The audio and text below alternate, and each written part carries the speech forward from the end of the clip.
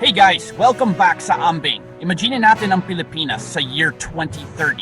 By this time, halos lahat ng flagship infrastructure projects na sinimulan ni former President Rodrigo Duterte at ipinagpatuloy ni President Bongbong Marcos tapos na.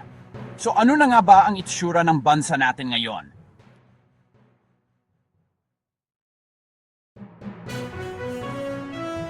Unang-una, nandiyan na ang Metro Manila Subway. Dati, from Quezon City to NAIA, abot ng 1 oras or more ang biyahe. Pero ngayon, ilang minuto na lang, mas mabilis, mas comfortable, at mas convenient.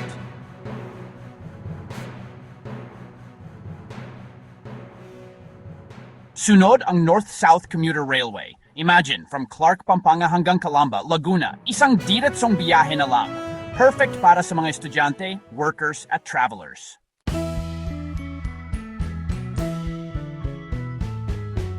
Dagdag pa dyan, mas konektado na ang mga probinsya dahil sa mga bagong expressways at bridges tulad ng Cebu-Cordova Link Expressway at Davao Coastal Road. Kaya mas mabilis na ang transport ng goods at mas dumadali ang road trips.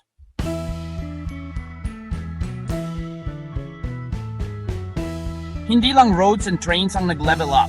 Mas modern na rin ang airports, especially yung New Manila International Airport sa Bulacan na isa sa pinakamalaki sa Asia.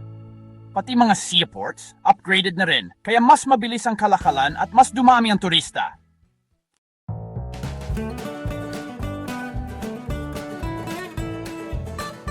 With all these projects, umusbong ang bagong business opportunities, mas maraming jobs, at mas maayos ang urban planning.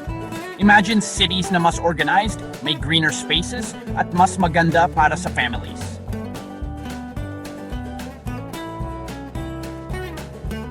By 2030, mas vibrant na ang economy, mas dumami ang tourists, at mas tumaas ang quality of life ng mga Pilipino.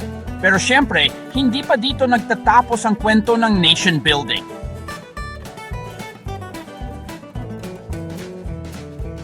So question para sa inyo, ano pa ang gusto ninyong improvements para sa Pilipinas sa 2030? Gusto niyo ba ng mas maraming renewable energy projects?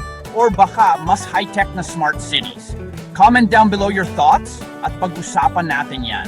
Kung nagustuhan nyo ang video na ito, don't forget to like, share, and subscribe sa Ambing para sa iba pang kwento about the future of our country. Maraming salamat at mabuhay ang Pilipinas 2030!